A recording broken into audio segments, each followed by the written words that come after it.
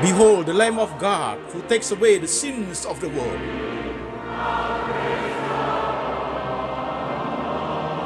Jesus said, I am the way, the truth, and the life. No one comes to the Father but by me.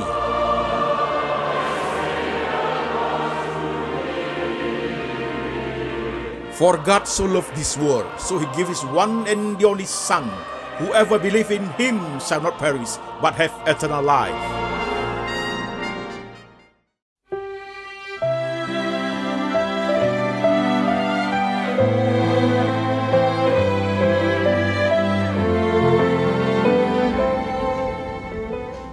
Shalom saudara-saudara sekalian, saya Pendeta Antoni Chang. Salam ketemu dan jemaat yang ada di kota-kota Indonesia dan jemaat yang ada di kota-kota di luar negeri, saudara sekalian. Selamat ibadah sermon online. Hari ini kita akan membahas tema Ketika Aku Percaya Part 2, yaitu berbicara mengenai turning point and following Jesus. Baik saudaraku, sebelum kita membahas, ada beberapa informasi seperti biasanya saya akan menyampaikan kepada jemaat sekalian. Informasi pertama, pasca operasi mata, saya tetap masih pakai topi saudaraku untuk menghindari cahaya langsung yang masuk ke mata saya. Informasi kedua, saudara jangan lupa untuk klik subscribe dan lonceng pada saat masuk ke YouTube channel saya.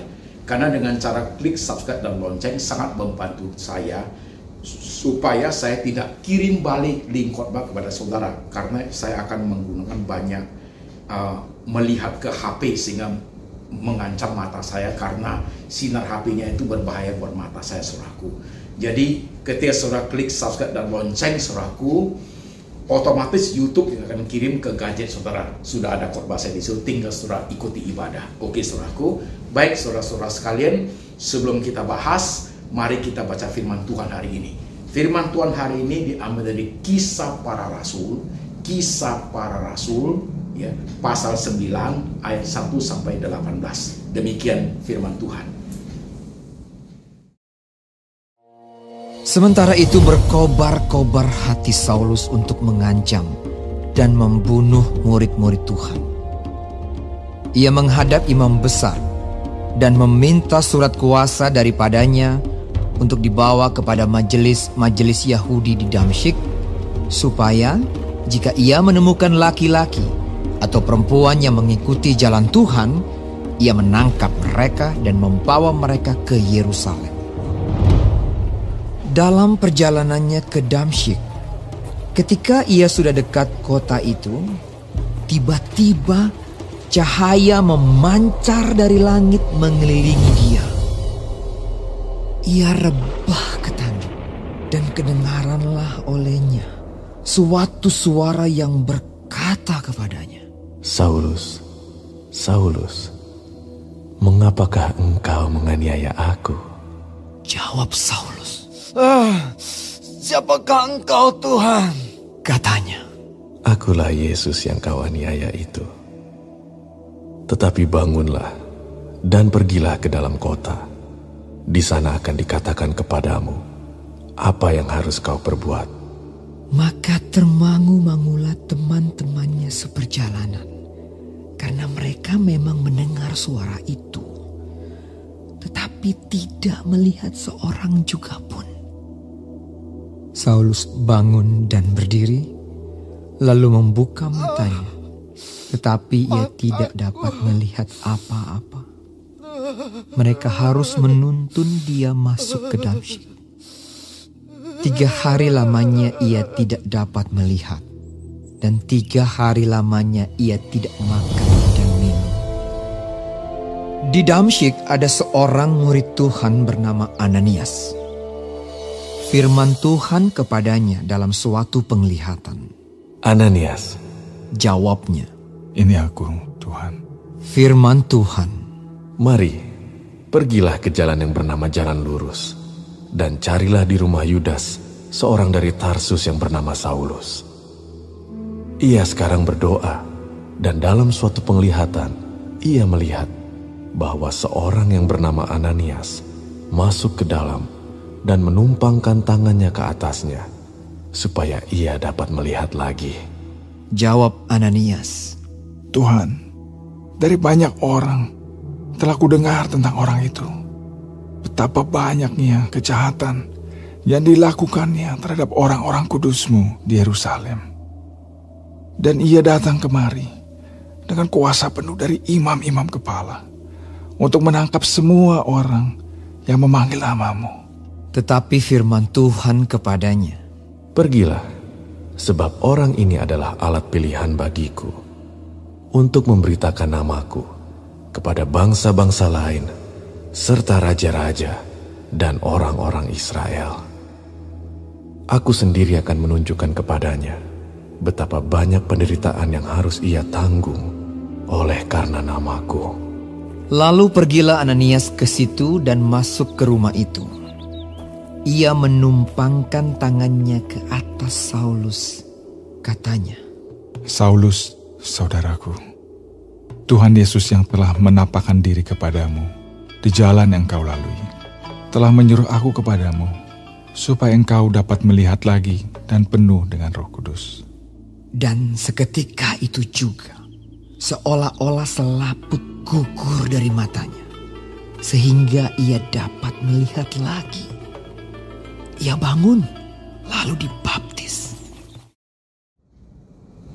Saudara-saudara sekalian, firman Tuhan sudah kita baca. Sekarang mari kita berdoa untuk menerima firman. Tuhan, kami sudah membaca firman-Mu. Roh Tuhan bekerja, menerjemahkan firman ke dalam bahasa yang boleh kami mengerti, supaya kami mengerti firman Tuhan dengan baik. Beri hamba-Mu kemampuan berbicara, beri ia hikmat dan bijaksana dalam menyampaikan bahasa sesederhana mungkin, supaya gampang dimengerti oleh umat di mana saja umat sedang mendengarkan, mengikuti ibadah sermon online. Tuhan, beri kami hati seorang murid. Waktu firman diberitakan, kami mengerti maksud dan rencana Tuhan dalam hidup kami sebagai orang percaya. Tuhan berbicara, kami mendengar. Dalam nama Tuhan Yesus kami berdoa. Amin. Shalom saudara-saudara sekalian. Seperti biasanya saudaraku, sebelum kita bahas kalimat indikator saudaraku, bagaimana dengan hidup saudara sekalian di tengah COVID seperti ini? Apakah pengalaman-pengalaman saudara alami, baik pengalaman yang saat 2 tahun terakhir ini masalah COVID, atau pengalaman 15 tahun yang lalu, 10 tahun yang lalu, 3 hari yang lalu, 2 minggu lalu, baru 1 hari yang lalu, baik pengalaman yang menyenangkan, mendatangkan berkat, pengalaman yang menyulitkan, penuh pergumulan, ketakutan, kecemasan, pengalaman duka cita saudaraku. Apakah semua pengalaman itu masih tetap menjadi suatu jembatan membawa kita itu lebih dekat kepada Tuhan? Itu penting saudaraku. Itulah indikator pertemuan kerohanian kita. Kalau itu tidak terjadi, sudah something wrong happen dalam kerohanian kita. Itu saudara kita perlu peka dalam hal ini. Oke saudaraku. Nah saudara-saudara sekalian, kita sudah mengikuti ketika aku percaya part 1, yaitu berbicara mengenai tentang mystery of God di alam kekal. Saya buat resume part 1 saudaraku, sederhana resumenya. Di part 1 itu kita bicara dari perikop tentang Lazarus dan orang kaya saudaraku. Dikatakan dua-duanya setelah meninggal, Lazarus ada di pangkor Bapak Abraham, orang kaya itu ada di alam maut saudaraku. Jelas ini menunjukkan pada saat mereka di dunia ini ada satu percaya Tuhan Yesus, satu tidak saudaraku. Bapak Abraham lah bapak orang beriman. Nah saudaraku, di part 1 itu dijelaskan bahwa di alam kekal itu faktor penentunya ada di surga atau ada di alam maut, bukan ditentukan di surga atau dalam maut saudaraku, ditentukan pada saat kita hidup di bumi saudara sekalian. Jadi dari part 1 itu saudaraku, kita sangat mengerti situasi kondisi di alam maut itu saudaraku tidak pernah akan berubah lagi, forever, selama-lamanya di situ. Maka ayat yang kita baca itu ada teriakan dari surga, teriakan dari neraka saudaraku. Orang kaya itu berkata, pergi ke rumah ayahku, masih ada 5 saudaraku di sana, suruh mereka jangan datang ke tempat alam maut saudaraku. Itu teriakan suara dari neraka untuk menjelaskan betapa pentingnya hidup dalam dunia ini untuk percaya kepada Tuhan Yesus saudara sekalian. Saudaraku, di part 2 ini, di bagian kedua, ketika aku percaya part 2 ini, kita berbicara mengenai turning point and following Jesus. Berarti kita bahas hanya 2 poin saudaraku. Poin pertama adalah turning point. Poin kedua adalah following Jesus. Saudara-saudara sekalian, poin pertama, turning point itulah titik perubahan dari hidup yang lama menuju hidup yang baru, yaitu titik pertobatan, saudaraku. Setiap orang percaya pasti mengalami turning point, pasti mengalami momentum pertobatan, saudaraku. Nah, momentum pertobatan, saudaraku, peristiwanya, pengalamannya tidak sama, berbeda-beda, saudaraku. Ya, kita lihat dulu contoh seperti yang kita baca di Kisah Rasul pasal 9 ayat 1 sampai 18, saudaraku, yang tadi kita baca. Saulus, dulu namanya Saulus, kemudian menjadi Rasul Paulus, saudaraku. Saulus adalah seorang penganiaya jemaat, saudaraku. Masa lalunya adalah seorang penganiaya jemaat, seorang anti Kristen, saudaraku, tukang cari murid-murid Tuhan, tukang bakar gereja, tukang aniaya jemaat, saudaraku. Dia baru saja mendapat surat dari raja untuk dia pakai dengan penuh kekuasaan menangkap setiap murid Tuhan, saudaraku, seperti itu. Jadi ketika dalam perjalanan ke Damsyik itu, tiba-tiba dia terjatuh dan ada sinar yang menyinari dia. Itulah Tuhan intervensi dalam hidup dia. Maka Saulus berkata, "Siapakah engkau, Tuhan?" Tuhan Yesus menjawab, "Akulah Yesus yang kau aniaya." Tuhan mengatakan, engkau tidak akan bisa melihat sampai engkau ke satu rumah. Di situ ada seorang bernama Ananias. Dia akan meletakkan tangannya berdoa untuk engkau dan engkau akan melihat kembali. Itu terjadi, saudaraku, ketika Paulus sampai di rumah Ananias, didoakan, matanya bisa lihat kembali. Itu disebut turning point, titik pertobatan, saudaraku. Jadi turning point, titik pertobatan, saudaraku, pengalamannya berbeda-beda. Saulus sedang giat-giatnya menganiaya jemaat, Tuhan intervensi, di situ terjadi pertobatan, saudaraku. Kalau saya pengalamannya penyakit, saudaraku. Saya zaman dahulu sebelum percaya Tuhan Yesus, di manusia lama saya hidup di dunia orang malam, saudaraku. Dan setelah mengalami depresi, saudaraku, saya menjadi sakit jiwa dan tinggal di rumah sakit jiwa. Saya percaya Tuhan Yesus di rumah sakit jiwa. My turning point adalah lewat pengalaman sakit, saudaraku. Setiap jemaat akan berbeda.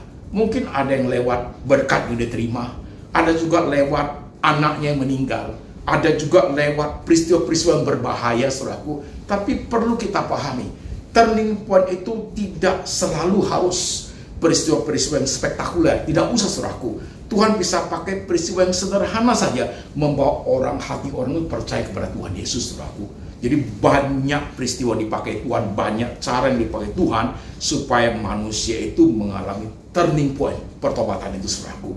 Turning point menjadi penting, menjadi basic daripada untuk menerima kekuatan untuk following Jesus, saudaraku. Kalau turning point-nya tidak pasti, turning point-nya tidak arah tidak benar, following Jesus-nya menjadi porak-poranda, saudaraku. Saya berhenti sebentar. Jemaat yang sedang mendengarkan firman hari ini, saudaraku, part 1 itu bicara mengenai alam kekal. Sudah tidak mungkin kembali ke alam nyata di tempat kita ini, saudaraku. Sudah tidak mungkin. Nah, kita yang masih hidup dalam dunia ini, faktor penentunya kita ada di sini, saudaraku. Suatu hari tempat kita di mana. Jadi turning point itu, setiap jemaat yang sudah percaya Tuhan Yesus, engkau harus pahami dan mengerti turning point yang terjadi pada engkau itu, saudaraku, kapan, di mana, dan apa peristiwanya, saudaraku. Setiap kita harus punya, saudara sekalian. Enggak mungkin enggak punya. Hanya karena kita kurang aware, kita tidak menyimak dengan benar, hanya ikut-ikut percaya Tuhan Yesus saja, kita nggak tahu kapan titik pertobatan kita, saudara sekalian. Coba saudara perhatikan, mungkin saudara sudah bertobat 50 tahun yang lalu, 30 tahun yang lalu, 25 tahun lalu, aku baru 3 minggu percaya Tuhan Yesus, Pak, begitu. Oke, saudaraku, turning point, faktor penentu untuk melanjutkan hidup following Jesus, saudara sekalian. Turning point itu bisa dikatakan adalah suatu blueprint, cetak biru, saudara sekalian. Jadi cetak master, saudaraku, blueprint ditaruh di hati kita. Tertulis di situ Jesus forever, saudaraku. Jadi sampai mati orang tetap akan menjadi milik Tuhan Yesus untuk selama-lamanya. Jadi blueprint yang sudah dicetak di hati kita, saudaraku, tidak bisa terhapus untuk selama-lamanya, saudaraku. Itu tandanya kita sebagai orang Kristen sejati, saudara sekalian. Oke. Nah, ini namanya turning point. Saya mau berhenti sebentar, jemaat sekalian. Ini menjadi penting, saudara sekalian, di tengah COVID seperti ini, untuk membahas tema ini, saudaraku, supaya konsistensi rohani kita baik, saudara sekalian. Coba lihat diri saudara masing-masing. Kapan titik pertobatan itu yang terjadi pada saudara? Udah. Nah, kalau udah, saya akan masuk ke poin kedua, saudaraku. Following Jesus. Setelah percaya Tuhan Yesus menjadi murid Tuhan, saudaraku, saya dan saudara termasuk Rasul Paulus, saudaraku, hidup ini berubah dari manusia yang lama menjadi manusia yang baru. Dari hidup yang lama menuju hidup yang baru, dibenarkan oleh kebenaran, diajar untuk hidup benar, diajar untuk mengiringi Yesus, saudaraku. Nah, mengiringi Yesus, saudaraku, bukan suatu jalan hidup yang mudah, saudaraku. Karena ikut Yesus pasti ikut semua hal yang Tuhan ingin dalam hidup kita. Sementara kita dalam pergumulan hidup sebagai manusia, banyak sekali hal yang harus dibetulkan. Cara hidupnya, pemikirannya, way of business-nya, way of life-nya, lifestyle-nya harus diubah seiring dengan apa yang Tuhan mau, saudaraku. Ini adalah pergumulan seumur hidup. Jadi tidak ada orang yang setelah terjadi turning point ikut dia sudah tahu semuanya. Nggak ada yang demikian, saudaraku. Yaitu step by step dalam pertumbuhan rohani. Nah, following Jesus ini, saudaraku, untuk zaman kita dengan zaman Rasul Paulus tidak sama, saudaraku. Saudara coba lihat. Zaman Rasul Paulus, saudara masih ingat khotbah saya tentang bertahan di tengah badai? Kita ambil 3 komparasi, saudaraku. Following Jesus di zaman kita, following Jesus di zaman Rasul Paulus, following Jesus di zaman murid-murid Tuhan yang sedang di dalam perahu yang ada taufan yang besar, saudaraku. Kita ambil 3 peristiwa, saudara sekalian. Following Jesus di zaman Rasul Paulus, saudaraku, yang dia alami adalah penganiayaan, saudaraku. Ya, sulitnya dia mendirikan gereja Tuhan, banyak musuh-musuh yang anti kepada Tuhan, saudaraku. Dia mengalami penganiayaan berat, penderitaan luar biasa, tapi konsistensi untuk mengikuti Yesus, Paulus itu sampai dia disalib terbalik, saudaraku. Itu Paulus, saudaraku. Dan kalau murid-murid Tuhan, saudaraku, mereka dalam perahu ketika terjadi badai besar, saudara sekalian, mereka sedang menghadapi maut, kematian itu dalam bentuk disaster, bencana alam, saudaraku. Yesus ada di tengah-tengah perahu, saudaraku. Ada di belakang buritan kapal sedang tertidur, saudaraku. Mereka menjadi sangat shock, takut, kaget karena ombak luar biasa, taufan begitu dahsyat, saudaraku. Mereka hampir tenggelam. Mereka membangunkan Yesus. Guru, tidak pedulikah engkau kita binasa? Pertanyaannya, masih ingat, saudaraku, khotbah ini sudah khotbahkan seri yang sangat 3 tahun yang lalu di lembaga Anthony Chang Ministry Internasional. Apakah Yesus benar-benar tidur? Apakah Yesus tidak tahu bahwa mereka sedang menghadapi badai? Yesus tahu, saudaraku. Apakah Yesus tidak tahu bahwa badai akan datang? Yesus tahu, saudaraku. Yesus sengaja merem mata untuk melihat respon dari murid-murid Tuhannya, untuk melihat mereka mengikuti dia dengan kondisi seperti itu. Respon mereka apa? Itu untuk murid-murid yang sedang bertahan di tengah badai, saudaraku. Dan untuk kita tidak sama, saudara sekalian. Following Jesus yang kita ikuti di zaman kita sekarang, saudaraku, dalam konteks saat ini, saudaraku, COVID, saudaraku, ancaman kematian juga. Murid-murid Tuhan ancamannya disaster, bencana alam, saudaraku. Paulus ancamannya penganiayaan, hukuman mati, penjara di bawah tanah, saudaraku. Kita, saudaraku, following Jesus ancamannya juga maut, saudaraku, yaitu diserang oleh virus yang berbahaya, 2 hari mati, saudara sekalian. Jadi konsistensi following Jesus kita diuji zaman kita adalah dengan menggunakan COVID, saudara sekalian. Masih bisa nggak kita bertahan di tengah badai seperti ini? Konsistensi untuk following Jesus masih kuat nggak kita, saudaraku? Murid-murid Tuhan, saudaraku, pada saat mereka di badai itu, saudara sekalian, mereka takut sekali. Mereka takut mati, saudaraku. Mereka sampai tidak sadar bahwa Tuhan yang Maha Kuasa itu, yang menguasai alam semesta itu, yang bisa menghentikan badai itu, yang langit, bumi, segala ciptaannya, mereka tidak sadar Tuhan itu ada di situ, saudara sekalian. Mari kita coba menyimak diri khotbah ini sebentar, saudaraku. Kadang kita juga bisa seperti murid-murid Tuhan pada zaman itu. Di tengah COVID seperti kita bisa kehilangan dimensi Tuhan, saudaraku. Following Jesus menjadi kabur dan sangat bisa dipahami.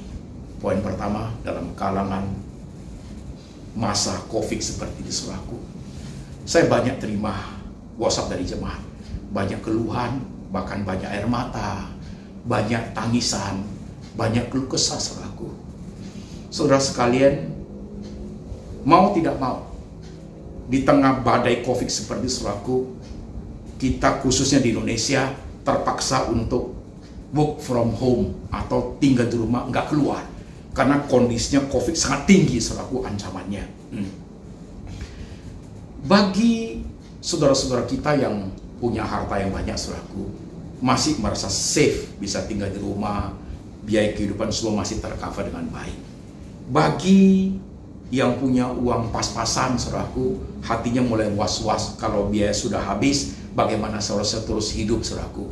Bagi kita yang harus mencari penghasilan hari lepas hari, penghasilan demi bulan demi bulan saudaraku, kalau tidak keluar tidak mendapat, kita semua pasti ingin stay home untuk aman supaya tidak terserang COVID.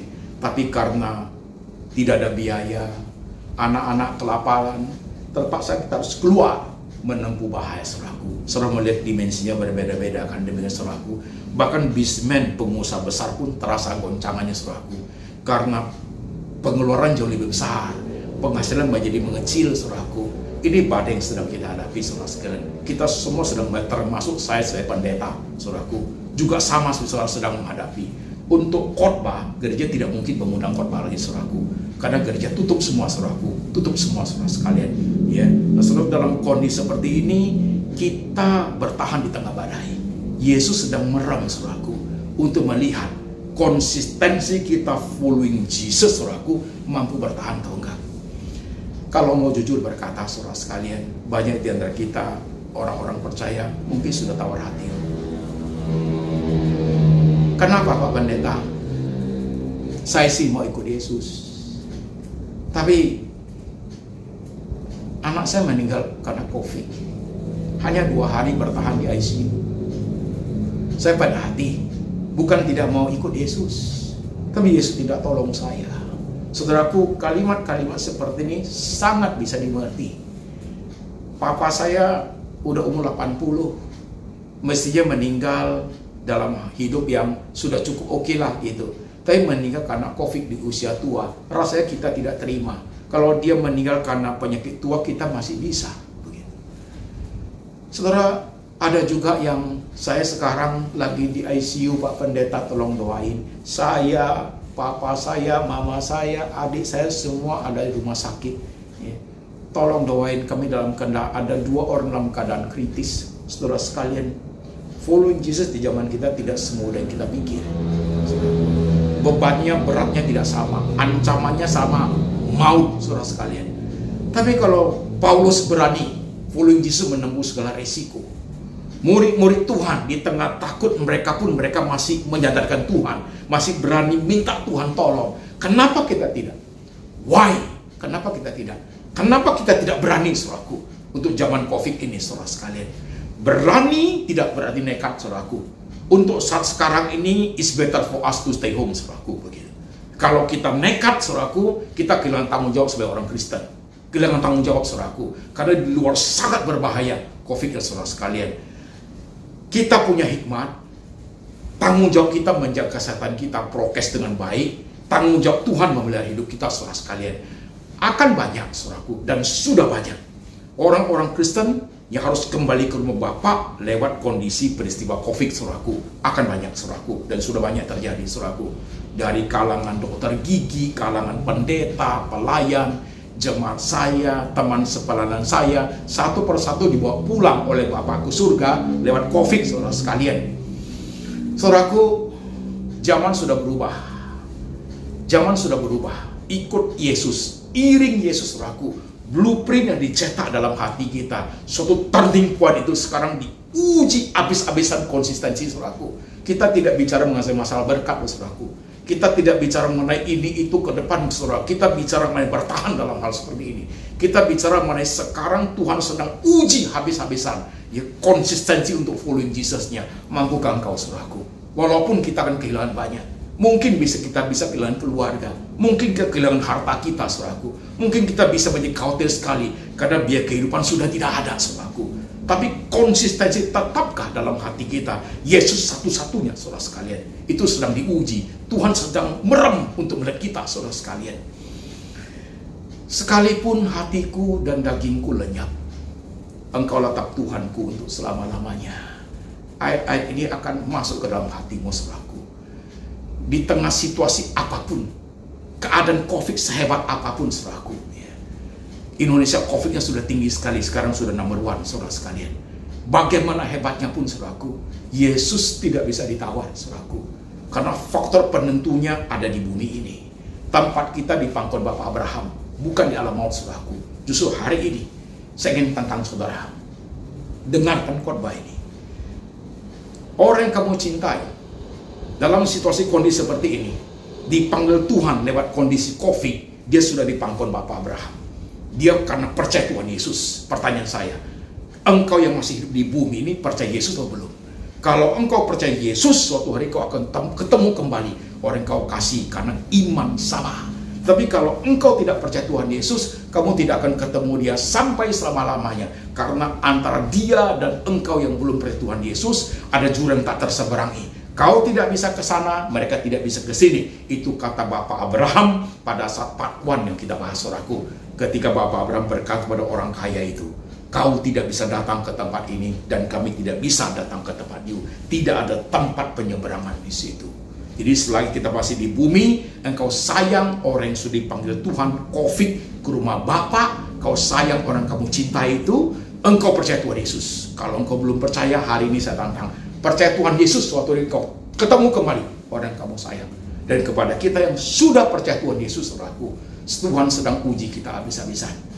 Tidak peduli apapun kondisinya, apapun keadaannya, you punya blueprint dipertaruhkan hari ini, saudaraku. You punya dalam hati ini yang sudah dicetak Tuhan itu sedang dipertaruhkan semuanya, saudara sekalian, untuk supaya dunia melihat bahwa Yesus dalam hidupmu itu seperti yang Yesus katakan, I am the way, the truth, and the life. Akulah jalan, kebenaran, hidup. Tidak ada seorang kembali kepada Bapa kalau tidak melalui Tuhan Yesus, saudaraku.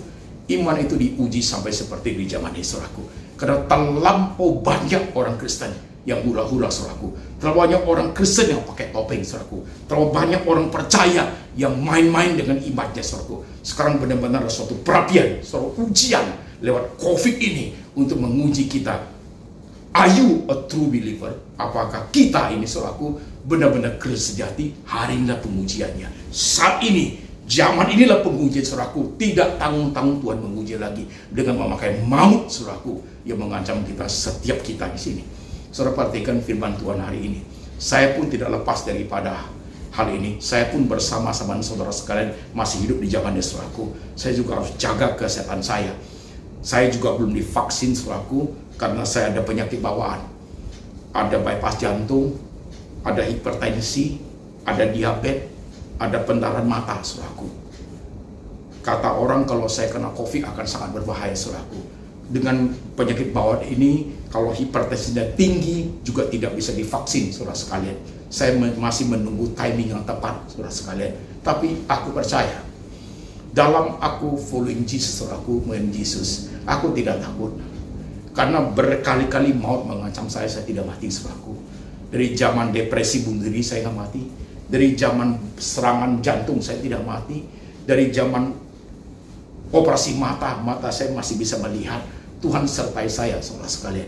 Untuk following Jesus, Tuhan sertai sampai hari, sampai detik ini. Saya tetap eksis, tetap ada. Tetap hidup, tetap sehat, saudaraku. Saya menjaga kesehatan saya, dan saya mengiring Tuhan. Sampai kapan? Sampai harinya di mana Tuhan panggil saya dengan caranya Tuhan, saudaraku. Mau pakai peristiwa apapun, itu terserah kepada Tuhan. Yang jelas, dalam dunia yang saya hidupi, when I have my turning point, following Jesus, tempat saya di alam kekal, saudaraku, adalah di pangkuan Bapak Abraham. Bagaimana dengan engkau, saudara sekalian? Hari ini ada suatu revival buat saudara-saudara sekalian. Kau yang sudah percaya Tuhan Yesus, hari ini firman kau dengar. Apapun yang kamu iringi, apapun yang kamu habisi, apapun yang kamu sudah habis semua yang kamu miliki, Yesus tidak boleh lenyap dari hatimu. Yesus tidak boleh menjadi hamba, saudaraku. Yesus tidak boleh menjadi Tuhan yang terserah, saya sudah tidak mau ingat Yesus lagi. Karena apa yang aku punya, keluarga semua habis, Pak. Tuhan, apa yang aku sembah? Saudara, jangan berkata seperti itu. Karena Tuhan itu segala-galanya bagi kita. Tuhan bukan tidak tahu kesusahan kita. Tuhan tahu sekali, saudaraku. Tuhan bukan tidak tahu murid-murid sedang mengalami badai. Tuhan bukan tidak tahu Paulus sedang mengenai aniaya berat. Tuhan tahu, saudaraku. Tapi justru saat itulah, momen seperti itulah kita sedang dihadapi satu ujian berat, saudara sekalian. Turning point, blueprint, following Jesus forever until the end of my life, until the end of our life, saudaraku. Saya akan following Jesus until the end of me. Sampai hari ini setelah saya sembuh kembali, khotbah saya masih menggebu-gebu, saudaraku. Kekuatan masih kuat untuk melayani Tuhan, tidak kendor sedikit pun, saudaraku. Walaupun kondisi kesehatan saya dibandingkan waktu dulu jauh berkurang, saudaraku, tapi dalam hati yang menyala-nyala tidak pernah padam, saudaraku, tidak pernah padam. Gimana dengan engkau, saudara sekalian? Saya berharap khotbah hari ini bisa menghidupkan rohanimu, bisa membakar semangatmu, bisa membuat engkau berani menantang zaman ini. Berarti menghadapi setiap masalah yang ada, saudaraku. Kalau bukan kita yang menguatkan umat Tuhan, siapa lagi, saudaraku? Kalau kita bukan menguatkan sesama orang percaya, siapa lagi, saudaraku? Tuhan pakai setiap kita untuk menjadi berkat bagi banyak orang, untuk meneguhkan iman banyak orang percaya, saudaraku. Kau dengarkan firman Tuhan hari ini. Kau yang ada di kota-kota Indonesia, saudara yang ada di kota-kota luar negeri, mungkin di luar negerimu sekarang COVID lagi bereda, saudaraku. Engkau prihatin kepada Indonesia. Saudara di kota-kota di negara Eropa, di Asia, di Afrika, di Amerika, di Asia ini, di Indonesia ini, saudaraku, engkau berdoa untuk Indonesia seperti ini. Maukah engkau, saudaraku, hari ini suatu tantangan buat engkau. Faktor penentu, engkau ada di pangkuan Bapa Abraham atau di alam maut, saudaraku, penentunya ada di bumi ini. Percayakan kepada Yesus. Mari kita berdoa. Lihat dirimu masing-masing, saudara. Kapan turning point itu terjadi padamu? Suatu blueprint, suatu titik pertobatan. Kau jawab sendiri kepada Tuhan lewat hatimu. Kalau itu belum terjadi, hari ini kesempatan engkau percaya Tuhan Yesus. Mungkin besok sudah tidak ada waktu. Mungkin besok COVID makin menghebat. Percaya Tuhan Yesus hari ini. Engkau yang simpatisan, engkau orang yang engkau sayang, yang sudah pulang ke rumah Bapa, yang Kristen, yang percaya Tuhan Yesus. Kamu belum percaya Tuhan Yesus hari ini, supaya engkau suatu hari ketemu orang yang kau sayang, ketemu kembali. Saudara yang sudah percaya Tuhan Yesus, ingat, following Jesus harus bayar harga. Konsistensi, kesetiaan, ketulusan. Following Jesus harus bayar harga. Ikut Tuhan Yesus harus berani bayar harga. Apapun resikonya, harga apapun, Yesus tidak bisa ditawar oleh kenikmatan dunia. Yesus tidak bisa ditawar, ditukerin oleh apapun. Harus ingat itu. Dunia boleh sirna, dunia boleh berakhir, tapi Tuhan Yesus adalah selama-lamanya. Kau berdoa sendiri dalam hatimu.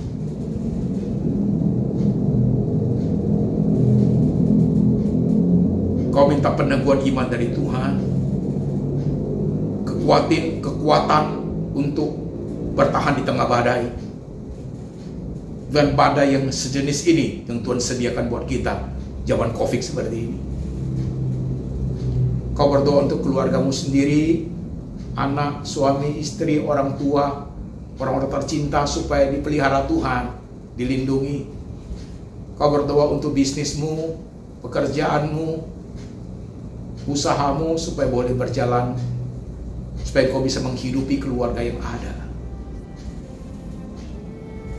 Tuhan, firman sudah diberitakan. Hamba berdoa untuk setiap umat yang mendengar sabdamu. Kuasamu turun atas mereka. Konsistensi untuk following Jesus, teguh beriman di tengah zaman ini. Blueprint yang kau cetak dalam hati mereka tidak bisa lepas selama-lamanya. Tuhan, bawa kami mengerti firman hari ini, Tuhan Yesus. Kami hidup berbeda zaman dengan Rasul Paulus, berbeda zaman dengan murid-murid Tuhan yang di tengah badai, berbeda zaman dengan zaman dulu, tetapi kami hidup di zaman COVID. Tuhan, mampukan kami meresponi dengan cara yang tepat di zaman kami, Tuhan. Di tengah air mata, kekhawatiran, kegelisahan, ketakutan, di tengah tidak ada kepastian, di tengah ketidakada damai sejahteraan, kami tahu Damai sejahtera Tuhan turun atas kami, karena kami memiliki Yesus yang untuk selama-lamanya. Kami percaya Yesus ada di tengah badai kami, di tengah COVID kami. Kami percaya Tuhan mampu meredakan badai COVID ini. Tolong setiap kami Tuhan, dengarkan doa kami Tuhan. Kami berdoa untuk Indonesia, untuk negara-negara lain. Tangan Tuhan bekerja, supaya Tuhan yang menolong setiap umat. Terima kasih Tuhan. Hamba berdoa untuk umat yang semua sedang mendengarkan sabda-Mu. Letakkan tangan-Mu di atas kepala mereka Tuhan. Memberi hikmat untuk mereka mengerti sabda-Mu.